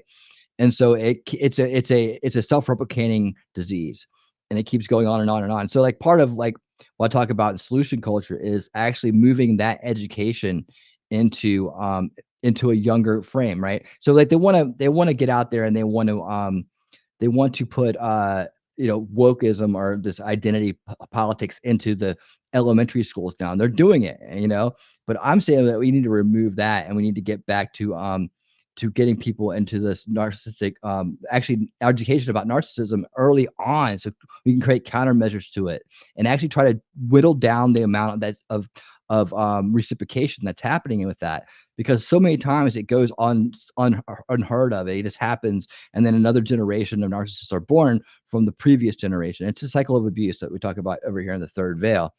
And so part of solution culture is to actually put our heads together, and through parents retaining their rights, right? Putting and taking back the school system, taking back education, and trying to do a better job of actually heading off this disease, because it is an epidemic on display, as we saw with the Depp Heard trial. That's when it really came to light of how bad the situation is, and it affects both men and women. There's hundreds of thousands of people out there in survivor groups right now that are dealing with this issue. And Shelly does a great job on her channel, Talking Trash and Truth. Go subscribe to her, and addressing this issue and talking about it in a very real form, and going through her traumas in life and putting them on display so people can see that she has the strength to go and conquer these things, and so can you. So being the example, leading by example, she's doing over there. So make sure you guys check her out. But this is what solution culture is about. It's about going back to the youngest generation and actually putting in better education. Like the trivium alone could help stop so much mind control, because what you learn there is you learn how people use logical fallacies and false premises in order to control the narratives out there. So when you start to understand that people are lying to you, that people are abusing you with information, you can stop that immediately. So these are the things that I kind of like have tried to teach my kid as we've gone along, like understanding how these things work, and it's made him be able to navigate his world much better. There's a lot of other things that are up here, but just to make your point there, we really do have to start doing this at the youngest level. So let's get rid of the woke education that's going on right now, the CRT and all that stuff that's going on in our schools. And I guess it's going on in your schools as well, but actually put in preventative measures, as in teaching kids what narcissists do, what the rigged game is, and how to not avoid it. And if it's going on at your home, to be able to get help for that, for the parents and for the kids, so that we don't have another generation of Amber Heards running around. We actually had the what's it called, EST or whatever it's called. We had a group who were paid by Copenhagen City Council to go out and teach in schools, and people start saying, "What? Yeah, they were going to do the gender thingy, make it big, where teach people that they are rainbow or whatever." And they said, "Well, that's good. Can we see what the curriculum are? Because one of the rules they had was no teachers allowed in the classroom while they teach." And well, it's not important. I said, "Well, we want to see, because in Denmark we have the socialists and the liberals is what we call our different sides. The liberals are like your Republicans, just a little more socialist." And they said, "Well, if we're spending this amount of money, we want to know what you're teaching the kids. Whoever approved of it?" And there was just some council worker who just said, "Oh, well, you can have a lot of money to do this because it's the in thing to do." They couldn't give them a curriculum. They wouldn't show their materials. So they had their funding pulled, and all the socialist parties went absolute crazy and said, "We can't do that because it's really important for kids, and you just want to be the next DeSantis and ban everything." No, we just want to know what you're putting in the head of our kids. And Right. that raised a big stink. But when I see, I follow Lips on TikTok, Oh yeah, that's and great. when I see what is allowed to do in classrooms in the US, I'm wondering, do they even read or write anymore, or do they just sit in a drum circle and try to figure out what their spirit animal is? We have a lot of problem, and not a lot of people know this, but I actually went to a teachers college to try, when my back was bad, try to get a teaching degree. And what I saw what is becoming the teachers of the next generation. I am if my kids were still in school, I would pull them out and put them in private school. I've never met so stupid and so lazy a group of people as I did at the teachers college. You don't have to show up. You only have to show up once a month to do your assigned work. You have to do a presentation a month. That's all you needed to do. And that's I had math and um, and history would be my subjects. I had to show up once a month for math class. How am I supposed to teach kids the value of showing up and doing your work, doing your homework? I just have to show up once a month. When I showed them my grades, when I went to apply, I said, "What do you want to do here?" I said, "Well, it's not good enough. Yeah, your average is too high to be here. You should go to university or something." That's the mentality, and if you that's the mentality at the school who's teaching the next teachers, you're going to get the bottom of the barrel. You're not going to get the greatest teachers, and that's a big problem because teachers have more interest in putting their beliefs and identities into the kids than I think we should go back to. I had the last batch of teachers in Denmark who was named by their last name. Go back and say, well, the teachers must dress appropriately. You only use their last name, and you have reading, writing, arithmetics, the 3 R's, just like Arnold Yeah. said, kindergarten cup. All this, I want to know if I'm a unicorn or a flower. You can do that on your own time. No teacher should be working for that. Teach them history. Well, Teach absolutely, absolutely. And all it takes for a kid to be groomed is unsupervised access, right? And that's the problem we have in our schools today. My kid's never been in public schools. We did a couple private schools, and now he's been doing online school for the last many 3 years, I guess. He's doing great. I mean, he's doing great at it. He still has all the interactions. He still has athletics. He still has his friends online. He still has his friends in real life. He's doing great. He handles situations really well. He's never had to deal with the BS that's been going on. But I knew this ahead of time, so I made it a goal. Like I went and changed careers. I made it a goal to be able to facilitate this for him because I knew that was important. But a lot of people are just coming into the know now. So just to let you know, online school is not that hard to do, and it's not that expensive either. So it is doable, and you can find good online schools that won't have them exposed to the BS and keep them back to the core subjects. And that's what he takes. So there is possibilities out there. I just don't think a lot of people know that they're there, or they're in a situation where they don't think they can do it. But there's always a way, and you just have to keep fighting and just make it a priority, and you can get it done. But yeah, we need to get a better handle on that because it affects generations of kids. Just because my kid is safe from it doesn't mean I'm not concerned about the other kids that aren't. And so that we fight for all of them. It'd be great if there was a good your system. kid is going out in the world and meeting those kids, and Right, exactly. if they are trained like we see a lot of people, young people now are just put in a mind box saying, Yeah. I'm right wing, I'm left wing, and this is the only box that exists. No, you can learn by talking to people from all walks of life. I hate we are gonna have a we had a guy who went around burning a certain sacred book from a group of people we probably can't mention by name on YouTube's. Um, and he did that, and they always he had a lot of police because they always wanted to beat him up when he burned that book. And so now we're gonna make a law making it illegal to burn that book, and of course the Bible as well. But it's because of the other book.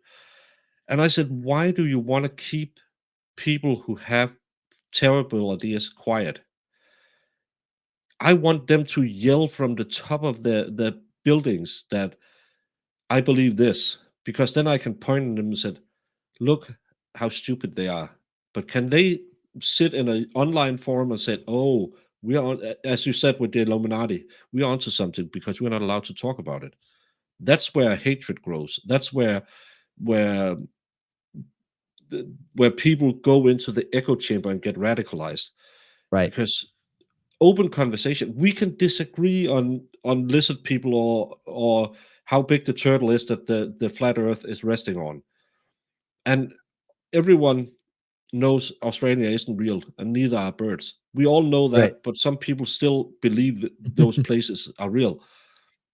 But let's have a discussion, and then we can just shake our heads and say, well, some people are just stupid. The second you say you're not allowed to have that opinion, as you do see now on X and YouTube, and because we moderate our language on YouTube because we can get kicked off for saying the wrong thing. I would rather have a Modern Warfare 2 lobby where everyone is calling everyone things, and you can say, well, Winning Reality, he seems like an intelligent guy. Pixie claims to be in Australia. I'll watch out for that one. Um, it's I would rather hear you say stupid stuff instead of you all of a sudden showing up with 20 of your friends you have been cultivating in a dark room saying they're against us. That's I think as they say, sunlight is the best disinfectant, even for bad Oh ideas. yeah, light can always beat a shadow. That's what I say. And hey, my channel motto is rather know the truth than be right. So Yeah. that means keep the mind open, stay open to all the possibilities. Always recheck yourself, recheck your sources, recheck everything, and keep because a lot of us do, and it's very easy in this world to get sucked into the wrong information, right? So if you adopt the humble position of I'd rather know the truth than be right, you're always open to the conversation. You're always open to understanding or listening to someone else. And that's the idea, right?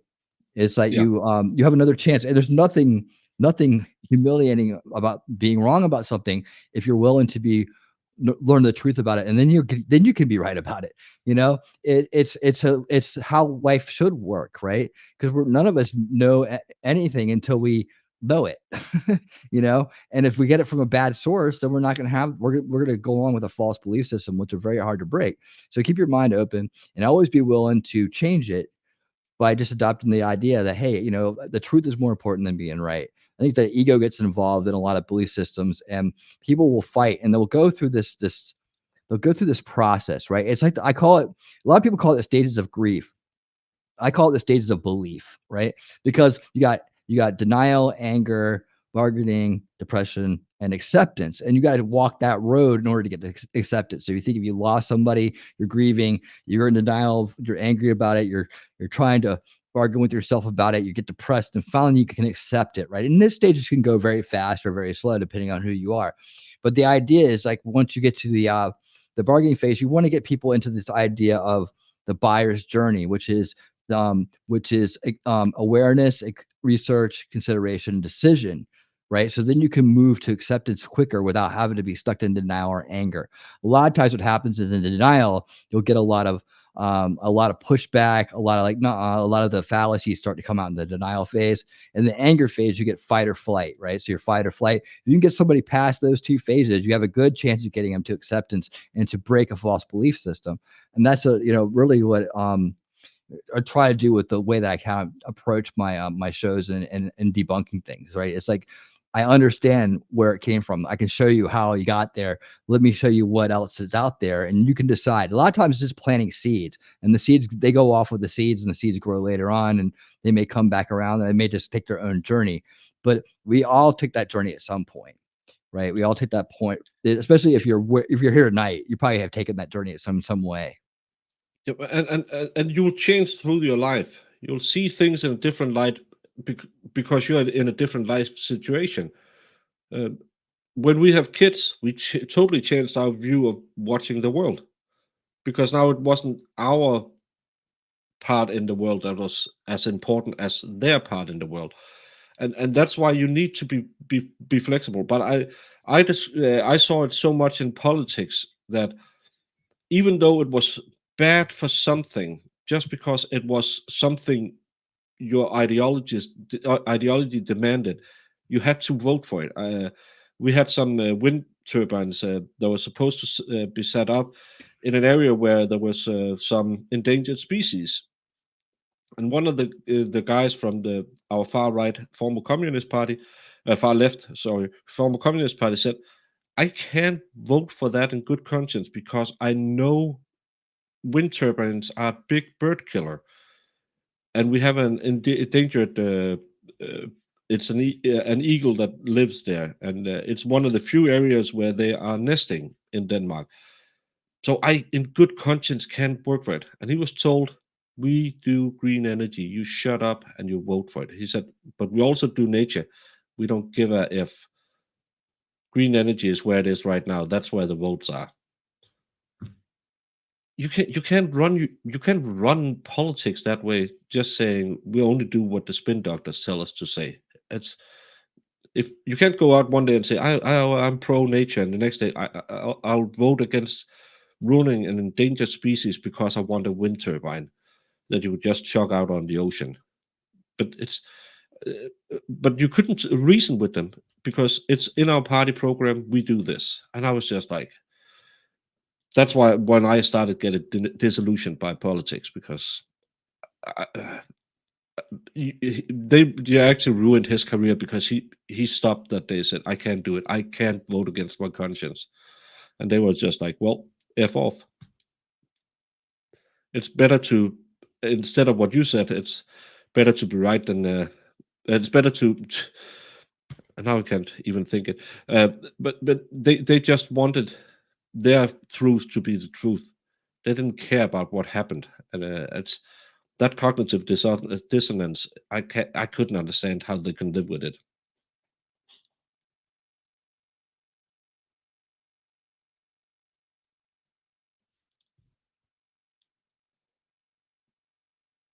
Did I talk him to sleep?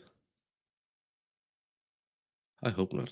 Well, maybe he found out I ran a lot, so he Oh just. no, sorry. I clicked the wrong mic here. I do Oh. that from time to time. It just keeps me on my toes. I have to go Yep. and blow my nose and get some cough medicine because my throat is. I don't know if it's. Well, you come back and we're gonna do top 10 lists. I'll just Yeah, top blow 10 my nose. I'll be 2 minutes. And Pixie, you know I love you. Look at that picture. Wow. That looks like the guy from the Karate Kid. Is that Johnny? Looks like Johnny from the Karate Kid. What do you guys think? Well, let's see. Well, I think what he would say was key there. Let's see. I wanted to see if I had. Do I still have? Is MLS still in the house? Let's see. I think I took his. I think I took his promo down. Yep. So, anyways, guys, what's up? Holy crap! Looks like my cousin. It kind of looks like my cousin too. Actually, we all have a cousin that looks like that. Here, we'll put him up front. Here, hold on. There you go. Take a good look. Yeah, either that or like maybe like was it Keith Slater or who was the guy from the Lost Boys? I think he's still like that's more of a Johnny Lawrence look, if you ask me. That's the young baker. Yep, the young baker.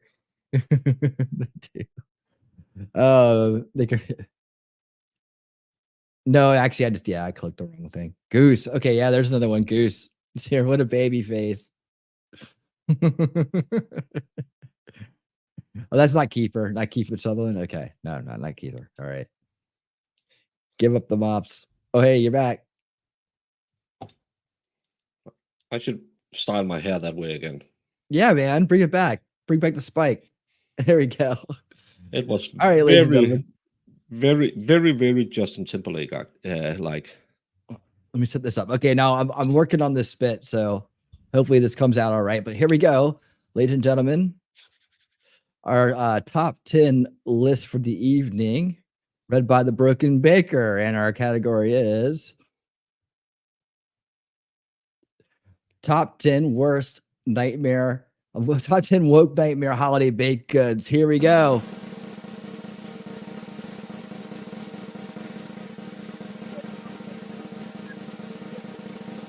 Coming through. Hold on. Try this again. I said I'm working on it. Okay, try it again. Ready? Talk. We'll do it like this. Okay. Number 10, upside down pineapple pansexual cake. Number 9, rainbow trickery puff jello mold. Number 8, post-surgery crouch cobbler. Number 7, transgender gingerbread phase. 6, cranberry pound my ass cake.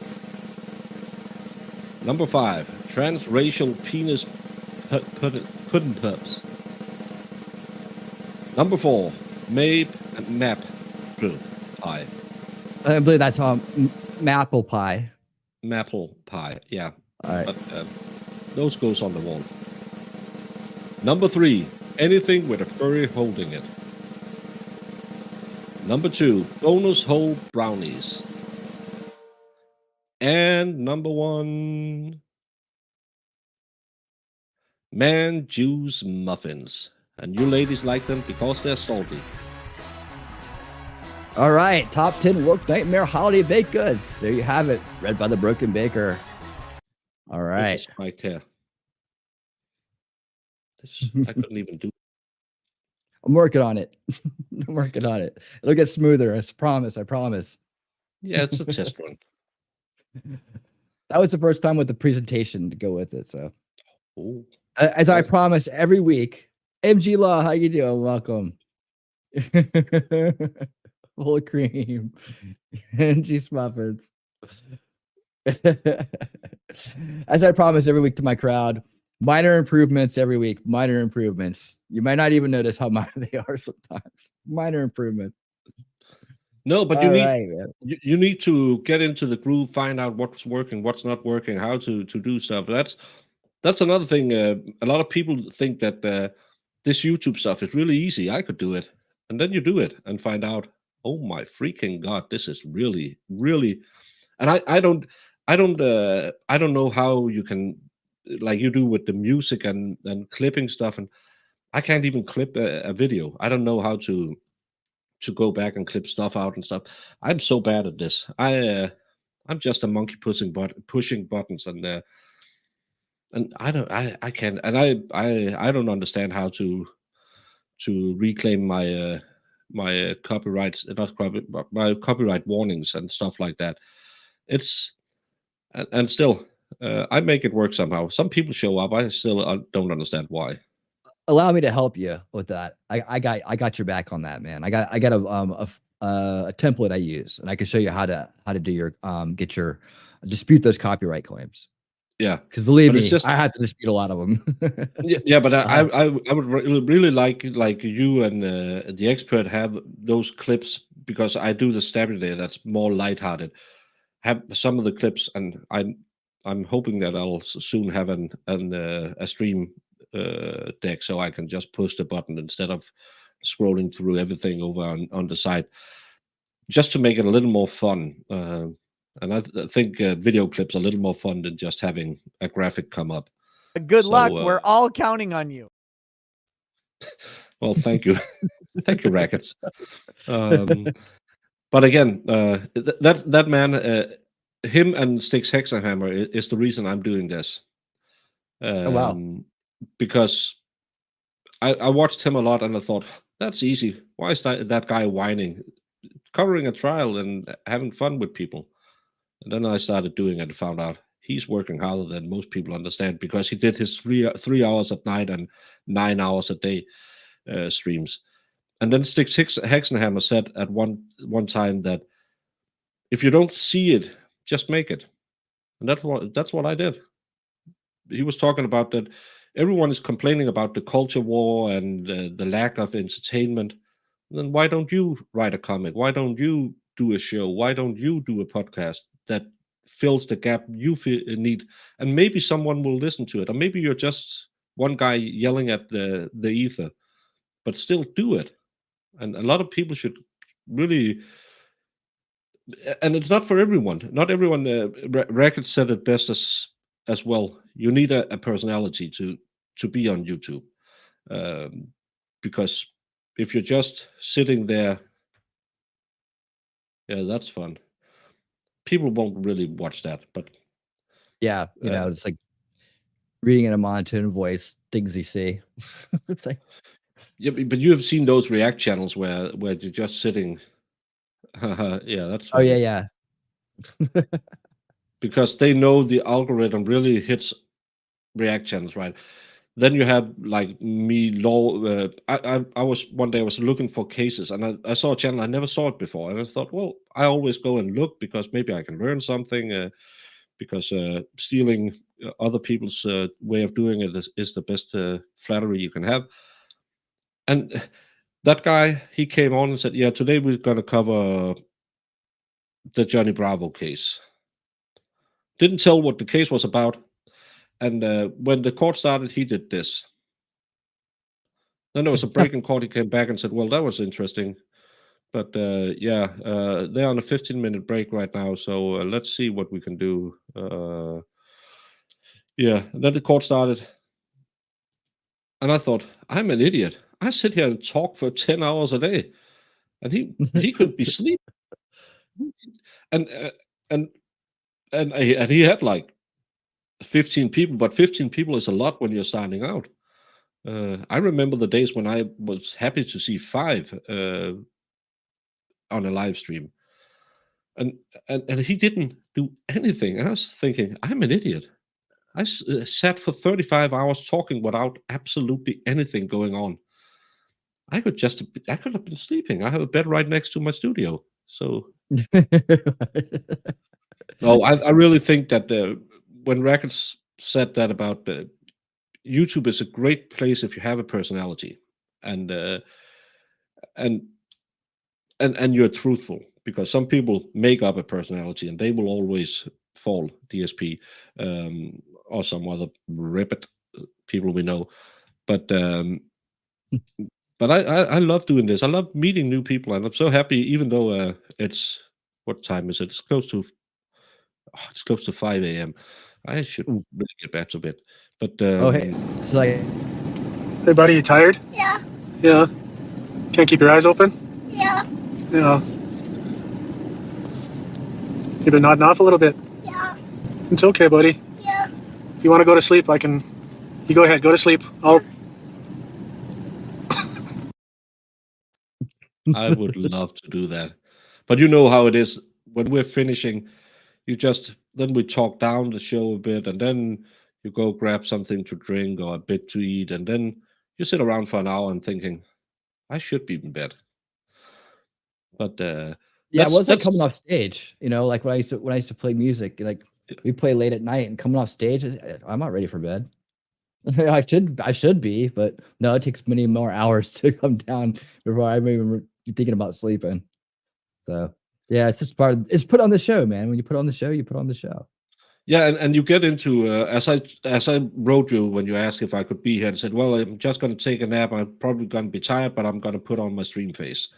And I haven't been that bad at speaking English today, because normally when I get tired, I can't find the words. But when you're done, as I've said before, I did YouTube. I was thinking all those drug addicts who play music, that's stupid. But I understand it now, because you're on a high. Even the day when I was streaming 11 hours, 11 and a half hours, I believe is my longest. I talked with Jamie like 30 minutes after, and then I went to just relax. And 2-3 hours later, I was still up, because you got the adrenaline blowing through you, even though you're so tired and you need to sleep. I slept like 3 hours, and then I went on another stream because I'm an idiot.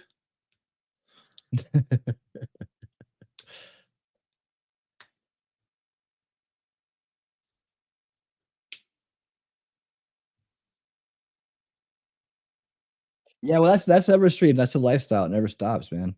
You you got to you kind of keep showing up, and that's the way music is as well. But you get used to it. Yeah, and again, normally I set my Saturday, and because I'm normally on with the expert on his Friday streams, and so I get up at 4 in the morning, and then I go and hit the gym and sleep after dinner, or after my in the middle of the day I take a nap, and then normally Saturday night I go to bed early and get my sleep in. But now a lot of people have found out, oh, there's an audience on Saturday night, so I really then I get invited on, and I'm always happy to be on with new people and talking to new people. And you're sitting here, and then I have to find those 8 hours somewhere else, and that's the problem.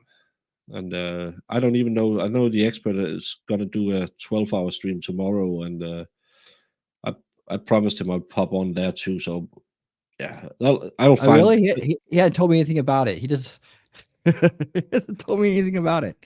No, That's he cool, man. said it this morning that he was. I think he said he would do it Sunday. It's and that's because I'm a nice guy. I said, yeah, if you need me on, I'll come on and talk for a bit, because as you have probably noticed, I talk a lot. No, And I do as well. And I appreciate you coming on and talking with me tonight, man. It's been great getting to know you and stuff. And hopefully we can do it again. I don't do a lot of panels here. I mean, I probably should do more, I guess. That's kind of the hip thing to do these days, is have a bunch of people on a panel. But I like, like I did the panel thing when I first started, and then I got away from it. Thank God, because that group of panel that was not doing me well. But that scene, that scene kind of disappeared all of a sudden. But I then when I did that, I was like, well, I got to be able to kind of stand on my own 2 feet with my content, right? yeah, So I put my shows together, and I've had co-hosts and I've had guests come on for different things, but all in all, I'm kind of like back down to just myself and T3. We do a show together, but for the most part, it's just me. And then Winning Saturday Night is about guests or just me with the crowd, right? So I'll do one or the other. But that's a little bit more interactive that night, because a lot of times during the week, my weekly shows, unveiling and reality and preparing history together, it's a lot more of me just kind of talking about the content and watching videos together that reinforce the content or like bring up points that I want to make about it. And so I'm kind of like, it's more like the edutainment versions of the show week. And then in the weekend, it's more like laid back. And then we do the whole watch party, kind of everybody come over to the house, let's watch some shows together and just chill. That's kind of Sunday. So we do the weekend social gatherings, and then during the week it's all business. So it's like, you need a special. You really need to figure out who you can do a panel with, because as creators, we are all very self-focused. We want to get our words in, and some chats, some panels, people are just talking, and no one can understand what's said. That's why I like doing the Friday night with the expert, but because people kind of leave room for other people's. But then you see other panel shows, and everyone's just yelling at one point at the same time, and you're just sitting there thinking, what? So yeah, I've been on those kind of panels before. Like I said, I did a long run on panels like on the weekends and whatnot, and where everything was a panel, it seemed like. But yeah, I mean, if I was to be invited by somebody, I might come on. Get a panel. I don't get too many invites. I'm just over here. I'm an avatar. Some people are avatar phobic. I don't know what it is. Maybe I don't know. well, But hey, I yeah, think I'm always open. I think a lot of it too is that's another thing. Because again, as I said earlier, with the I can make you grow 10 million people on a day, Grift. No, you can't. Well, I can buy my subs, but that's not a good idea. But Nope. you need to have word of mouth. That's why I do a lot of. We briefly met each other somewhere, and when you asked me, would you like to come on? I said, yeah, because that's a new audience. You constantly have to break out a bubble, and then maybe at some point you're talking with someone who really want to know about how do you figure out the gluten content in a bread, and you say, well, I know this stupid Danish guy, and he's a baker, and he's a kind of cool guy. He does well on stream. You can call him up, or someone tells you, oh, that baker guy you had on, and you can say, oh, never have him on. This is a lot of word of mouth too, when you can say, well, I hung with him, he's good people. And that's, I think has a lot to do with it. When you start doing some panel shows with people, you get what's the old saying, that you you can't wrestle a pig without getting dirty. And if you go on the wrong shows, people will kind of say, well, he went on with the baker, don't touch him. Or he went on with MLS. You should bring him on because MLS has really good people skills and knows to bring in the right people. We need to. That's why we as creators need to go on different shows and have different people see us, and so we can talk each other up afterwards. I agree. I agree. I agree. I see a lot. Actually, it's funny because a lot of people that I know go on panels on the same panels. And I've had a lot of those people on as guests and for different shows over here, but I just don't get the calls, man. But I think maybe it had to do with because I was on a certain person's panel for a long time, and that panel was just.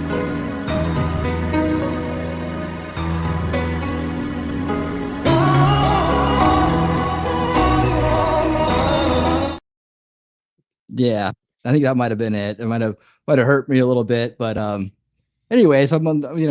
I do my thing then here. again, you're breaking the algorithm. You had Valhalla on, you had MLS on, you had me on, which is a totally different crowd than you were having on. And I see a lot of my viewers, normal viewers here. Yamaha Biker, my biggest fan, and that opens up, as well as having me on, and I get your new eyes on me. I bring some new eyes to you, and people can say, "Oh, well, he's a pretty cool guy," and that's why I like to cooperate with so many different people. That's why I with not Yamaha, with Valhalla and Shizzy, I said, well, if you need some watch hours, piggyback off me, come on the show. You don't have to stay there all the time. You could just hang out with me. I had them on first, said, well, they're pretty cool guys. I'd like to help them, because you meet people you don't like, and you meet people you don't have any chemistry with, and you just say, hey, kind of like the girl you meet at 3 a.m. In a bar. You're thinking, well, the next morning I'm just going to chew my arm off and never talk to her again. Yeah. and you have those people on YouTube as well, and you just swing by, say, hey, okay, well, that's not for me, but thank you for having me on, and you move on. But other people, you're thinking, well, he's a real cool guy, and he has some knowledge I can use, and that's why I like going on all these different shows, even if I look like I've been strung up for 2 days. Oh, hey man, no worries. I appreciate you being here and putting in the extra hours to be part of it tonight. Let's start to wrap it up here so you can get some rest, man. We're almost hitting the 2-hour mark. A little something we do at the end of Winning Saturday Night every week.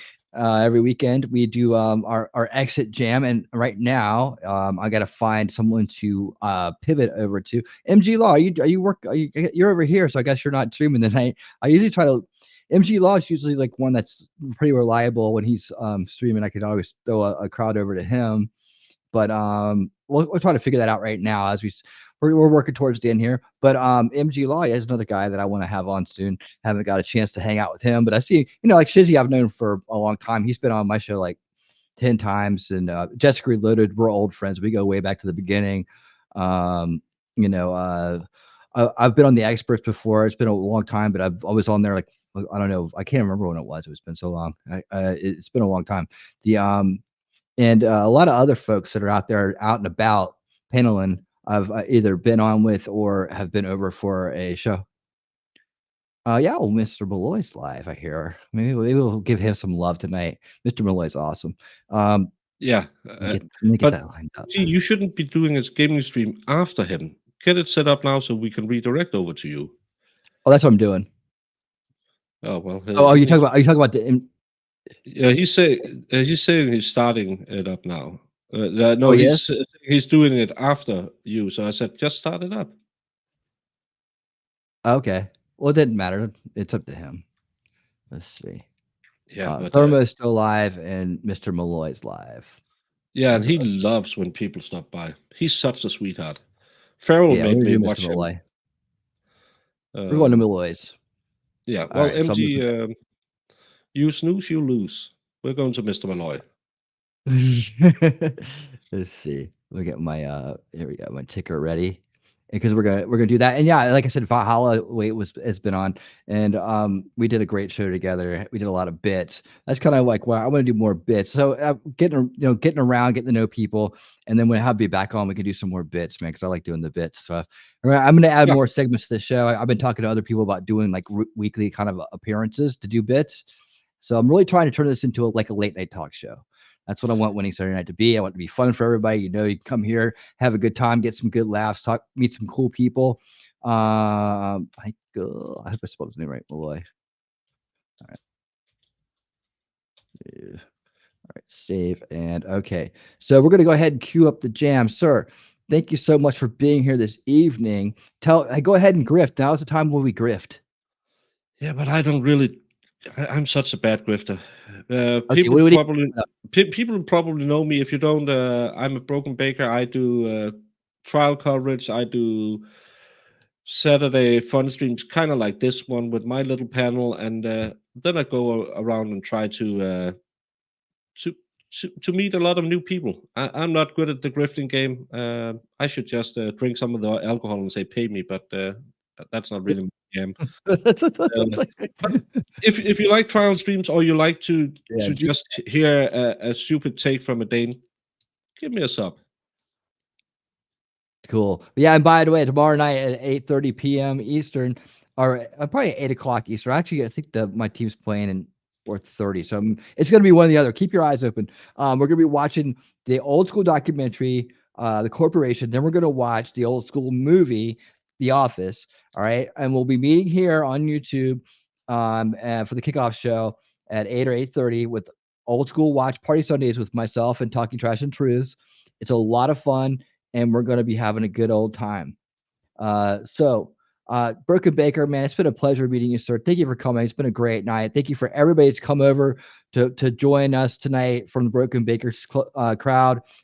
Thank you for coming here and subscribing, and please stick around. Please come back. I think you'll enjoy the content, and I love having you guys here. We got a great crowd here to mingle with and have a good old time.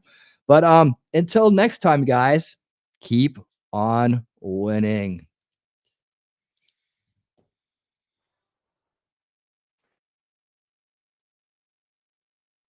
No sound.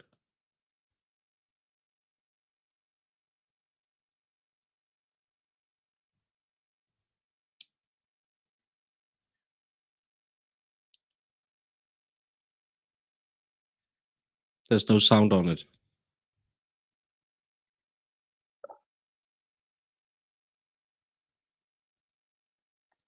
You didn't share the sound. Bulk. Thank you for letting me know that. I realized that when I put the screen up, I shared it. I didn't turn the audio on because I didn't need it. Well, we're gonna do the salute out again and just pretend that people. It didn't happen. What you just saw is a figment of your imagination. Stop doing the devil's letters. You imagine it. Just imagine that there was a small mistake in this show. It never happened. So all right, hey guys. Thank you so much for being here tonight, Broken Baker. It's been a pleasure, sir. Thank you guys all for coming. And hey, until next time, keep on winning.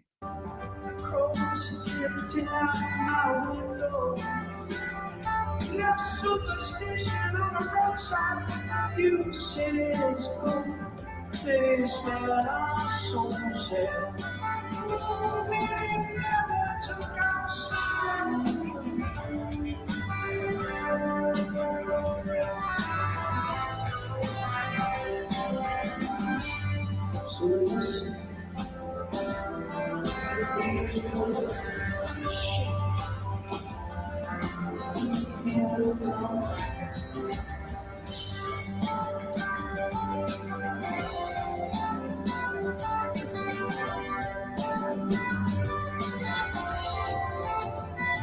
There's a sweet cold princess smiling through the walls of the glass. Remember we stopped there both of miles last time. The lights on that city playing in the radio. I hear another song.